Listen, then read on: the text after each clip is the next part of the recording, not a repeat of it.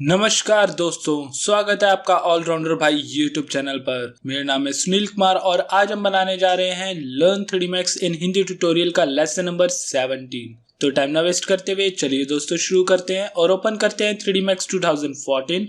दोस्तों आज के इस वीडियो के अंदर मैं अपने इस खाली प्लॉट या डिजाइन के अंदर ये फर्नीचर ऐड करने वाला हूँ। तो इसके अंदर हमारा सोफा सेट, होम थिएटर और कुछ डेकोरेटेड आइटम्स रहेंगे। देन इसके अलावा यहाँ पे रग और बीन बैग टाइप का सोफा और पीछे कुछ photo frames, then outdoor lamp. इन सबको कैसे सेट करना है और क्या क्या इनके डायमेंशन और साइजेस हमने रखने हैं, ये सारा कुछ इस वीडियो के अंदर मैं आपको एक्सप्लेन करने वाला हूँ। तो चलते हैं अपनी ब्लैंक फाइल के अंदर। तो ये रही हमारी ब्लैंक फाइल। अब इसमें फाइल इंपोर्ट करने के दो तरीके हैं। एक तो है हम फाइल मेन्यू पे जाके यहाँ पे इंपोर्ट पे क्लिक करें, या फिर दूसरा ऑप्शन है कि डायरेक्टली जो डेस्कटॉप पर मैंने अपनी 3D फाइल्स रखी हुई है इनको ड्रैग एंड ड्रॉप करके भी मैं अपनी फाइल को इंपोर्ट कर सकता हूँ। तो सबसे पहले मैं ले लेता हूँ सोफा सेट विद टेबल। तो यहाँ पे तीन ऑप्शन आपको दिखाई दे रहे होंगे। इसमें मैं क्लिक करूंगा मर्ज फाइल पर, तो ये मर्ज ऑप्शन आ गया है। देन जहां पे भी मैं क्लिक करूंगा ये फाइल मेरी सेट हो जाएगी। अब इसको मैं मूव टूल की हेल्प से मूव करके लेकर चले जाऊंगा यहाँ पर, और फ्रंट व्यू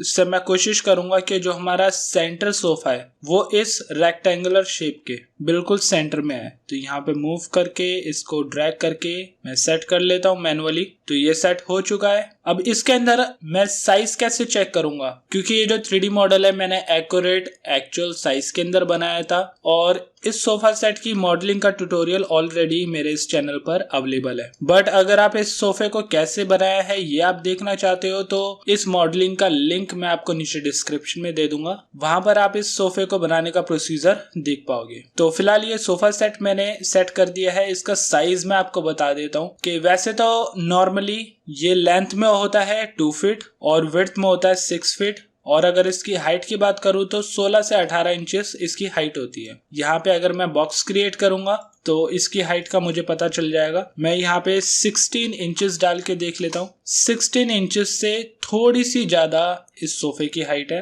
और अगर मैं इसकी हाइट 18 इंचेस करूँ तो 18 इंचेस पे इसका साइज परफेक्टली आ रहा है, यानी कि 1.5 फीट। तो इतनी तो सोफे की हाइट होनी चाहिए। बाकी हम चाहे तो इसका साइज थोड़ा सा और छोटा कर सकते हैं, बट जैसे मेरे इस मॉडल के अकॉर्डिंग इसकी रिक्वायरमेंट है वो मैंने सेट करी हुई है। फिलहाल तो अभी मैं मटेरियल इसमें डालूंगा नहीं, और भी चीजें मुझे ऐड करनी है। तो दोबारा से फाइल को मैं छोटा कर लेता हूँ, और अब मैं ले लेता हूँ यहाँ पर होम थिएटर। देन इसे भी मर्ज कर देंगे। इसमें यहाँ पर अप्लाई टू ऑल डुप्लीकेट्स आ रहा है, इसको हम अप्लाई कर देते हैं। देन नीचे ऑटो रीनेम मर्ज मटेरियल, तो इसे मैंने ऑटो रीनेम कर दिया है। इस मॉडल को भी मैंने साइज के अकॉर्डिंग ही बनाया था, तो मुझे ज्यादा चेंजेस करने की जरूरत नहीं है। ऐसे के ऐसे ही मैं इसे मूव करके अपने इस सोफा सेट के सामने जो हमारा टीवी सेक्शन बना हुआ था वहां पर जाकर मैं इसे सेट कर दूंगा इनसाइड। ये जो मैंने बॉक्स क्रिएट करा था इसके अंदर डिसॉल्व नहीं करना है, इससे थोड़ा सा डिस्टेंस में या फिर टच में इसके सामने ही रखेंगे। लेफ्ट व्यू से भी देख लेते हैं कि ये बेस के साथ बिल्कुल सेट हुआ है या नहीं। तो ये हमारा होम थिएटर भी सेट हो चुका है। देन इसके बाद यहाँ पे मुझे रग सेट करना होगा, तो इसका भी ट्यूटोरियल मैंने ऑलरेडी क्रिएट करा हुआ है। यहाँ पे ये रग फाइल है, इसको भी ड्रैग एंड ड्रॉप करके मर्ज कर देंगे। इसमें भी ऑटो रीनेम करके यहाँ पे क्लिक कर देंगे, और ये हमारा रग सेट हो चुका है। तो इसको भी अब लेफ्ट व्यू में जाके, लेफ्ट व्यू में इसकी पोजीशन हाइट के अकॉर्डिंग ठीक है। फ्रंट व्यू में देख लेते हैं। इसे ड्रैग करके मैं ले जाऊंगा रूम के अंदर इस ग्लास के बिल्कुल सामने, और जैसे कि हमारी एंट्रेंस यहाँ से है तो थोड़ा सा मैं इसे लेफ्ट में यानी कि सेंट्रलाइज ही रखूंगा। ये हमारी रग की पोजीशन थोड़ी सी अंदर जाके ये सेट हो चुकी है। अब नेक्स्ट यहाँ पर टेबल लैंप भी मुझे लगाना पड़ेगा, तो दोबारा से फाइल को छोटा कर देता हूँ और ले लेता हूँ यहाँ पे लैंप। देन मर्ज, ऑटो रीनेम कर दिया, देन क्लिक। तो इस टेबल को मैं पहले टॉप व्यू से सेट कर लेता हूँ कि कहाँ पे मुझे इसे रखना है। इसे मैं रख दूंगा इन दोनों सोफों के यहाँ पर कॉर्नर पर। इसे अगर मैं प्रॉपरली सेट करना चाहता हूँ तो मुझे फ्रंट व्यू और लेफ्ट व्यू से इसको सेट करना होगा। ये पोजीशन मैंने दे दी फ्रंट से, और ये लेफ्ट से। तो इसका साइज मैंने यहाँ पे फर्नीचर के अकॉर्डिंग ही रखा था, जितना इस टेबल लैंप का साइज होना भी चाहिए। और इसमें जो टेक्सचरिंग और लाइटिंग का जो मैंने कॉन्सेप्ट बताया था वो पिछले ट्यूटोरियल्स के अंदर अवेलेबल है, आप वहां पे जाके भी इसको चेक कर सकते हो। बाकी इस मॉडल के अकॉर्डिंग मैं इसमें अलग से टेक्सचरिंग करूंगा। अभी फिलहाल इसके नीचे का टेबल क्रिएट करना है और वो मैं इन फर्नीचर के अकॉर्डिंग ही क्रिएट करने वाला हूँ। तो मैं क्या करूंगा, यहाँ पे एक्सटेंडेड प्रिमिटिव्स के अंदर चैम्फर बॉक्स लेकर यहाँ पे एक बॉक्स क्रिएट करूंगा और इस बॉक्स का साइज मैं दे देता हूँ अभी फिलहाल 2x2x1.5। तो ये क्रिएट कर दिया। नेक्स्ट इसका जो चैम्फर अमाउंट है वो मैं कर देता हूँ 0.025 और इसमें जो सेगमेंट डले हुए वो हम ऐसे के ऐसे ही रहने देते हैं। हाइट मुझे अभी थोड़ी सी और कम करनी पड़ेगी क्योंकि इस टेबल के ऊपर मैं ग्लास भी सेट करने वाला हूँ। तो यहाँ पे मैं साइज दे देता हूँ 1.2। इतना गैप ठीक है ग्लास को रखने के लिए। देन मुझे नीचे भी यहाँ पे बेस बनाना है, यानी कि ये पूरा जमीन से जुड़ा हुआ नहीं रहेगा, तो मैं इसमें 1 ही अमाउंट दे देता हूँ, ना कोई चेंजेस देने की जरूरत है। और Alt Q से मैं इसे आइसोलेट कर लेता हूँ। तो अब सिर्फ हमारा बॉक्स दिखाई दे रहा है जिसे हम मॉडिफाई करना चाहें कर सकते हैं। तो मूव टूल का इस्तेमाल करके फर्स्ट तो मैं इसे एडिटेबल पॉली कर लेता हूँ। देन पॉलीगन का इस्तेमाल करके ये बॉटम का पॉलीगन सिलेक्ट करके इसे मैं कर दूंगा थोड़ा सा इंसेट। तो इंसेट के अमाउंट में इसमें रख लेता हूँ 0.1। देन ओके और फिर इसे मैं एक्सट्रूड कर देता हूँ 0.3 या फिर 0.2। 0.1 ही कर लेते हैं क्योंकि ज्यादा हाइट इसको देने की जरूरत नहीं है। तो ये नीचे का बेस तो हमारा बन चुका है। अब ऊपर के ग्लास के लिए मुझे क्या क्रिएट करना पड़ेगा, इसके लिए मैं यहाँ पर स्टैंडर्ड प्रिमिटिव्स के अंदर सिलेंडर ले लेता हूँ और टॉप व्यू पर एक कॉर्नर पर मैं सिलेंडर क्रिएट कर दूंगा। ये तो ग्लास को होल्ड करने के लिए ऑब्जेक्ट क्रिएट हो रहा है हमारा। इसकी जो रेडियस है वो मैं रख लेता हूँ 0.05 फीट और जो इसकी हाइट है वो मैं रख लेता हूँ 0.025। देन इसके बाद जो इसके हाइट सेगमेंट है इसे मैं कर दूंगा 1 और इसके जो साइड्स हैं वो मैं कर दूंगा 24 तक। तो ये सिलेंड्रिकल शेप मेरे लिए ठीक है। अब इसकी पोजीशन हम देते हैं। मूव टूल से मैं इसे मूव करके लेकर चले जाऊंगा ऊपर और यहाँ पे सरफेस पे मैनुअली सेट कर दूंगा। तो ये हमारा एक बॉक्स बन चुका है। इसका शायद रेडियस मुझे और बढ़ाना चाहिए क्योंकि बॉक्स के अकॉर्डिंग मुझे रेडियस इसकी कम लग रही है। मैं इसे 0.1 कर देता हूँ। इतना बेस ठीक है। तो यहाँ पे मैनुअली मैं ड्रैग करके एक इसकी कॉपी ले लूंगा। देन इसके बाद दोनों को सिलेक्ट करके फिर एक कॉपी ले लूंगा। तो ये चारों कॉर्नर्स हमारे बन चुके हैं। अब इसके बाद दोबारा से एक्सटेंडेड प्रिमिटिव्स के अंदर जाकर चैम्फर बॉक्स की हेल्प से ग्लास में तैयार करने वाला हूँ। तो इसके लिए अमाउंट में रखूंगा वही 2 feet by 2 feet by 0.5 inches. तो इतना हमारा ये ग्लास क्रिएट होने वाला है। इसमें फिलेट की अमाउंट मैं दे देता हूँ 0.005 या फिर 0.01। इतना ठीक है इस ग्लास के लिए। और मूव टूल की हेल्प से मूव करके मैं इसे सेट कर देता हूँ सही पोजीशन पर। तो ये बेस पे मैंने सेट कर दिया। अगर एक्यूरेट एक्स और वाई की पोजीशन आपने देनी है तो यहाँ पे नीचे जो नंबर अमाउंट डली हुई है उसको हम परफेक्टली सेट कर देंगे। जैसे कि -5.4 इसकी अमाउंट है तो यही अमाउंट मैं इसकी भी रख देता हूँ। और ऐसे ही वाई एक्सेस में 5.5 डली हुई है तो नीचे के बॉक्स की अमाउंट भी 5.5 कर दूंगा। तो दोनों की अमाउंट अब इक्वली सेट हो चुकी है। देन आइसोलेट ऑफ और टॉप व्यू से पूरे के पूरे टेबल को सिलेक्ट करके मैं इस लैंप के सेंटर में ले जाऊंगा और लेफ्ट व्यू से देख लेता हूँ कि इसकी हाइट कितनी देनी चाहिए। तो बेस पे मैंने इसको सेट कर दिया है। अब सिर्फ हाइट यहाँ पे मैनेज करने की जरूरत है। तो इसको ऊपर कर देता हूँ टेबल के पास और नीचे जो एरिया है उसे मैं पॉलीगन की हेल्प से मूव करके ले जाऊंगा नीचे बेस तक। तो इसे मैनुअली जैसे हम सेट करना चाहें कर सकते हैं अपनी रिक्वायरमेंट के अकॉर्डिंग। ये मैंने सेट कर दी हाइट और हमारा कंप्लीट टेबल यहाँ पे लग चुका है। अब ऐसे ही अगर हम बात करें यहाँ पर बीन बैग की, तो बीन बैग को क्रिएट करने के लिए मैं अभी तो फिलहाल बाहर व्यू ले लेता हूँ और यहाँ पर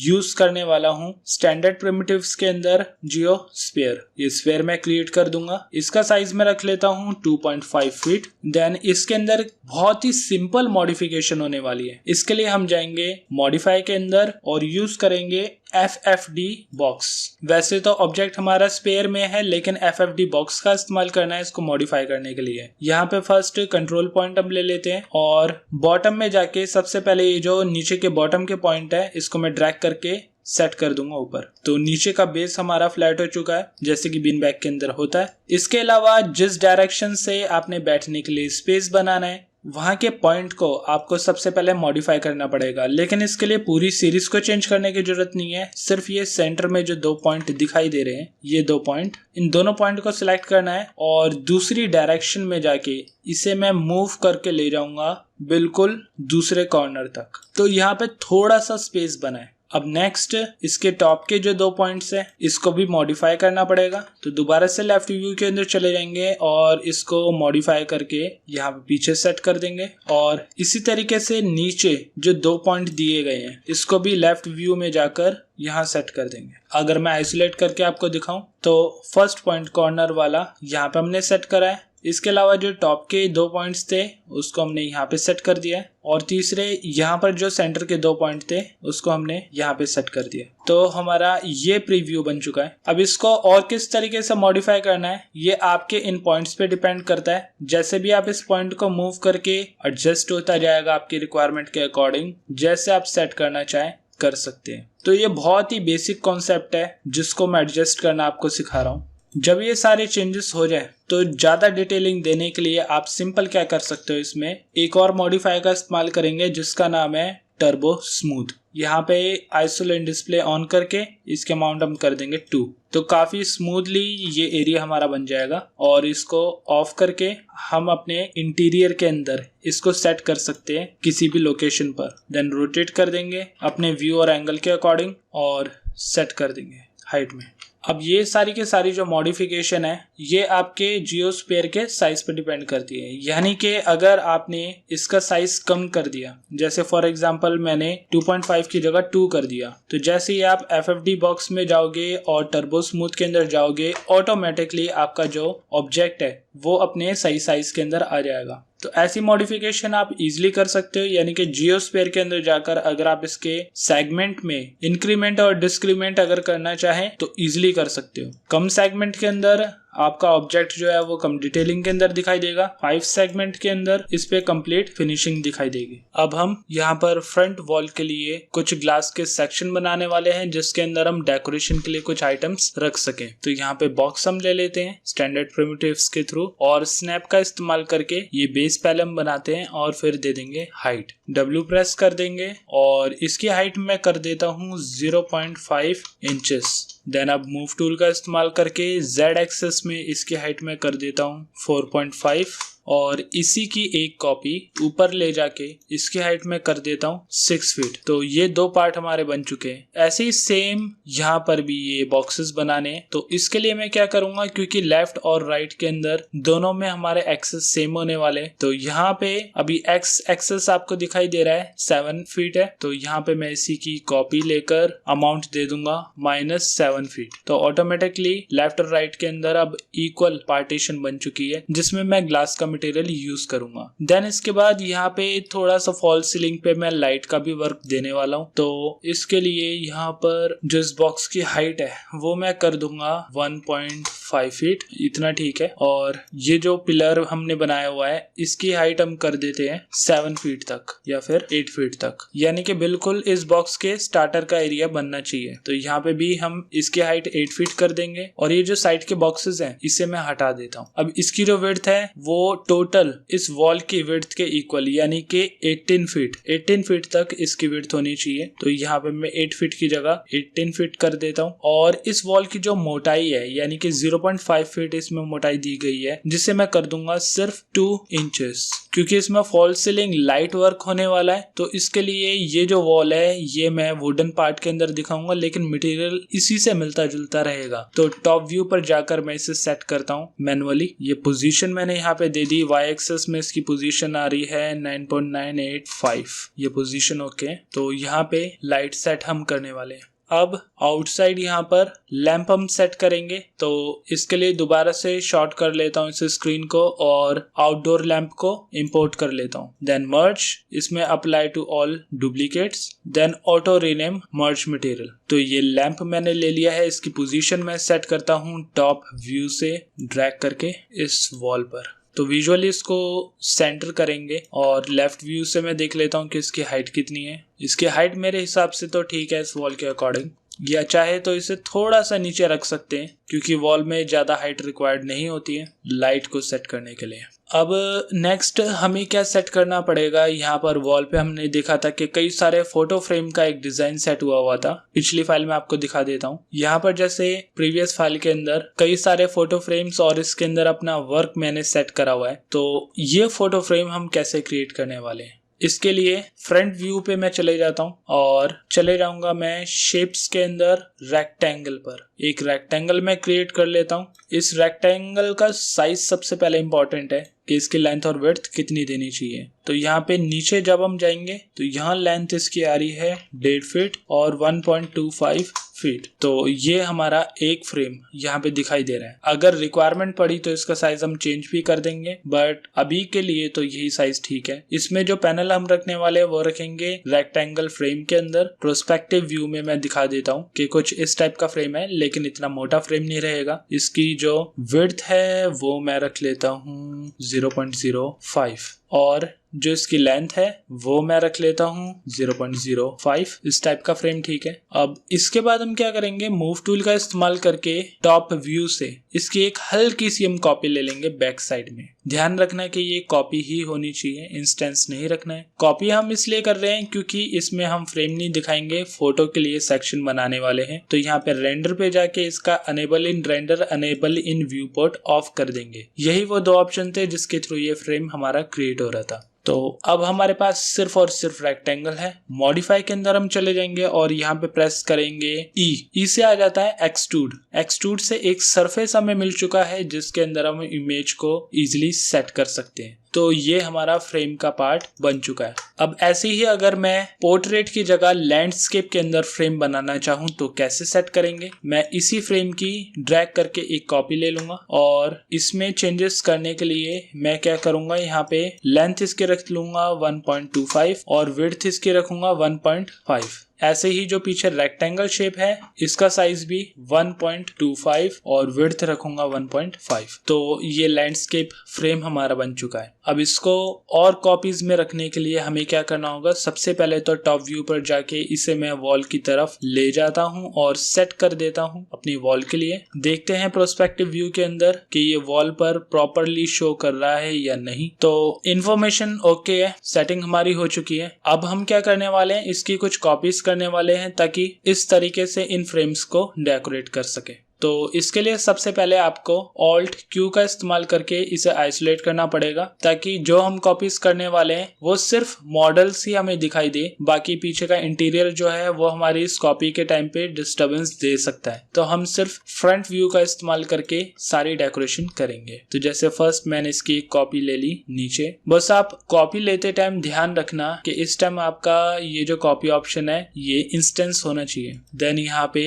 एक हमने पोर्ट्रेट रख दिया है और नीचे ड्रैग करके एक हम कर देते हैं इसे लैंडस्केप। ऐसे ही अब ड्रैग करके एक लैंडस्केप सेक्शन हमारा यहाँ पर आ जाएगा और ये जो एक पोर्ट्रेट फ्रेम है इसको ड्रैग करके हम यहाँ पे सेट कर देंगे। अगर मैं इसे थोड़ा और ऊपर कर दूं तो टॉप और बॉटम में हमें इक्वालिटी मिल जाएगी।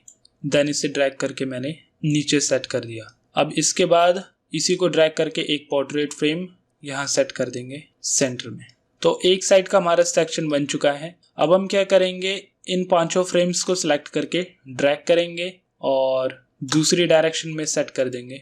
इसके लिए हम मिरर का इस्तेमाल कर लेते हैं। एक्स एक्सिस के अंदर मैंने इसे मिरर करा और कर दिया सेट। तो ये हमारे फ्रेम्स बन चुके हैं। एक बार टॉप व्यू से देख लेता हूँ कि ये सारे के सारे इक्वल है या नहीं। तो फ्रेम्स सारे इक्वल हैं। आइसोलेट मैं इसका ऑफ कर देता हूँ। तो ये जो सारे फ्रेम्स है अब इक्वली सेट हो चुके हैं। अब सिर्फ फ्रंट व्यू पर जाकर इन सब का जो साइज है मैं एक साथ चेंज करने वाला हूँ। तो इसके लिए सबसे पहले सारे के सारे फ्रेम्स को मैं सिलेक्ट कर लूंगा ड्रैग करके। लेकिन ध्यान रखना कि आप किसी वॉल को सिलेक्ट मत कर लेना। ये सारे के सारे फ्रेम मैंने सिलेक्ट कर लिया और इसे ड्रैग करके मैं मैनुअली इसे सेंटर में रखूंगा। देन स्केल कर दूंगा अपनी वॉल के अकॉर्डिंग और हाइट इसकी यहाँ नीचे तक रख लेते हैं या फिर इतनी हाइट। ओके, तो वॉल्स के लिए हमारा फ्रेम्स का सेट बन चुका है। यहाँ पे टेबल लैंप भी लग चुका है। अब सिर्फ इस सेक्शन पर यानी कि ग्लास के लिए जो मैंने यहाँ पे पार्टीशन बनाए हैं, इसके अंदर हमें कुछ डेकोरेटेड आइटम्स सेट करने हैं। तो अगर आपको याद हो तो मैंने आपको कुछ मॉडिफायर्स के बारे में बताया था अपने प्रीवियस ट्यूटोरियल के अंदर। अगर आपने वो वीडियो नहीं देखी है तो उसका लिंक भी आपको नीचे डिस्क्रिप्शन में मिल जाएगा। बाकी इसके अलावा यहाँ पे जितने मॉडल्स मैंने इंपोर्ट करे हैं उन सबके मॉडलिंग के ट्यूटोरियल भी आपको नीचे डिस्क्रिप्शन में मिल जाएंगे। तो अभी फिलहाल उस मॉडिफायर को मैं यूज करके यहाँ पे कुछ डेकोरेशन के आइटम्स बना लेता हूँ। जैसे कि फर्स्ट बॉक्स के अंदर जाकर यहाँ पर छोटा सा एक बॉक्स क्रिएट करूंगा और इसके अंदर जो अमाउंट है वो मैं दे देता हूँ 0.5 बाय 0.5 बाय 2 फीट। बाकी अगर इसका साइज हम कम करना चाहे तो वो भी कर सकते हैं। इसके अंदर मैं हाइट सेगमेंट देने वाला हूँ एटलीस्ट 20 या फिर 50 तक, इतना ठीक है। देन इसके बाद एक मॉडिफायर इसमें अप्लाई करने वाले हैं जिसका नाम है बेंड। तो यहाँ पे एंगल का इस्तेमाल करके मैं इसे बेंड कर देता हूँ 180 डिग्री और एंगल मैं इसका दे देता हूँ 45 डिग्री डायमेंशन में। तो ये मॉडल मैंने बनाया है। मैं इसे ई प्रेस करके रोटेट करूंगा। यहाँ पे एंगल Z एक्सिस के अंदर आ रहा है तो इसे मैं 45 डिग्री इस डायरेक्शन में रोटेट कर दूंगा और मूव टूल का इस्तेमाल करके इसकी एक कॉपी कुछ इस टाइप का हमारा ये मॉडल बना है जो हम डेकोरेशन के लिए इस्तेमाल करने वाले हैं। तो चाहे तो इससे भी डिफरेंट हो सकता है, वो आप पे डिपेंड करता है कि आप मॉडिफायर्स को किस तरीके से इस्तेमाल करना चाहते हैं। ये भी एक डिजाइन बन गया, काफी अच्छा लग रहा है। तो इसको मैं ग्रुप कर लेता हूँ और यहाँ पे मूव टूल का इस्तेमाल करके इसे मैं सबसे पहले तो टॉप से सेट करूंगा इस सेक्शन के अंदर और फिर लेफ्ट व्यू से देख लेता हूँ कि इसको हाइट कितनी देनी है और इसके अलावा मैं इसे स्केल कर लेता हूँ ताकि इस एरिया के अंदर, इस सेक्शन के अंदर मैं इसको सेट कर सकूं। तो चाहे तो इसकी मोटाई को कम रखते हुए मैं इसके एरिया को इंक्रीज कर सकता हूं, जैसे कि मैंने इसे लार्ज कर दिया और जो इसकी वाई एक्सिस में विड्थ थी उसको कम कर दिया। तो ऐसे भी आप अपनी डेकोरेशन के लिए इसको सेट कर सकते हैं या अगर नंबर्स के थ्रू ही आप इसको चेंज करना चाहें तो उसके लिए सिंपल आपको बॉक्स में जाना होगा और यहाँ पर जो हाइट दी गई है उस हाइट को ना चेंज करते हुए सिर्फ हम लेंथ को कम कर देंगे और जैसे ही मैं बेंड में जाऊंगा ये दोबारा से हमारा मॉडल तैयार हो चुका है। तो इसको थोड़ा सा मैं लार्ज कर लेता हूँ और सेट कर देता हूँ दोबारा से इस बेस पर। तो हमारे डेकोरेशन का एक पार्ट यहाँ पे सेट हो गया और दूसरी साइड भी। इसमें डिफरेंट आप कलर दे सकते हो। अब नेक्स्ट लेथ के थ्रू भी आप कुछ डेकोरेटेड आइटम्स बना सकते हो, जैसे कि यहाँ पे मैंने जियोस्फीयर ले लिया और ये स्फीयर मैंने क्रिएट कर दिया। इसका साइज में रख लेता हूँ 0.25। देन इसमें जो सेगमेंट्स है उसको मैं कर दूंगा काफी कम। कुछ इस टाइप का ये मॉडल दिखाई दे रहा है। इसमें मॉडिफाई में अप्लाई कर देता हूँ L से लेटिस।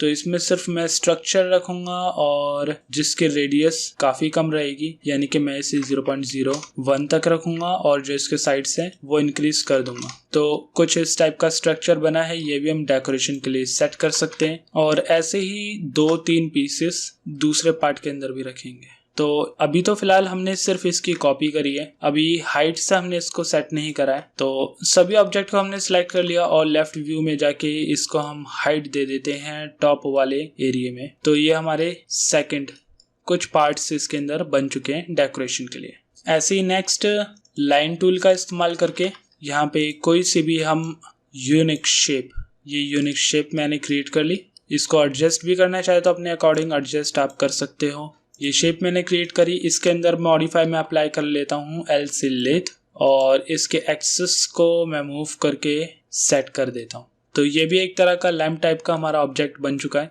जिससे हम जहाँ पे सेट करना चाहें और जो साइज देना चाहें अपने अकॉर्डिंग दे सकते हैं। इसके लिए सिंपल मैं स्केलिंग का इस्तेमाल कर रहा हूँ।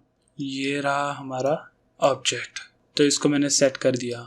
ऊपर वाले इस एरिया के अंदर मैं सिंपल एक फोटो फ्रेम दिखाना चाहता हूँ, तो इसके लिए सिंपल रेक्टेंगल का इस्तेमाल करके एक स्क्वायर शेप में बना लेता हूँ। इसमें enable in render, enable in viewport मैंने ऑन कर दिया है। इसका साइज यहाँ पर नीचे प्रॉपर्टीज के अंदर जाते हैं 1.5 बाय 1.5, ये मैंने इसका साइज दे दिया है और W प्रेस करके मैं इसकी एक कॉपी ले लेता हूँ बैक साइड में। इसे मैं कॉपी ही रखूंगा, इंस्टेंस नहीं करूंगा। और यहाँ पे enable in render, enable in viewport को ऑफ करके मैं मॉडिफाई के अंदर इसमें अप्लाई कर दूंगा एक्सट्रूड। तो ये भी हमारा एक फोटो फ्रेम बन चुका है, जिसे मैं मूव करके ले जाऊंगा इस एरिया के अंदर और लेफ्ट व्यू से इसको सेट करने की कोशिश करूंगा। थोड़ा सा मैं इसे तिरछा कर दूंगा, देन इस वॉल के साथ टिकाकर इसे नीचे रख दूंगा। तो यहाँ पे तो फिलहाल मैं अपना चैनल आइकन दिखाना चाहता हूँ। तो ये सारे फर्नीचर की सेटिंग हम यहाँ पे कर चुके हैं और फिलहाल के लिए जो हमारा ट्यूटोरियल है वो काफी बड़ा हो चुका है। तो नेक्स्ट वीडियो के अंदर हम इसके अंदर मटेरियल यूज करने वाले हैं और मटेरियल इस बारी में सिंगल शेडर का इस्तेमाल ना करते हुए डायरेक्टली आपको इन मटेरियल्स को, टेक्सचर्स को बनाना सिखाऊंगा। तो आई होप आपको मेरी ये वीडियो पसंद आई होगी। अगर पसंद आई तो इस वीडियो को लाइक करें, शेयर करें, कमेंट करें और अगर आप मेरे चैनल पर नए हो और मेरा चैनल आपने सब्सक्राइब नहीं करा है तो सब्सक्राइब करें और प्रेस करें साथ में बने बेल आइकन को, ताकि टाइम टू टाइम इसी तरीके की वीडियो आप देख सकें। तो मिलते हैं दोस्तों अगली वीडियो में।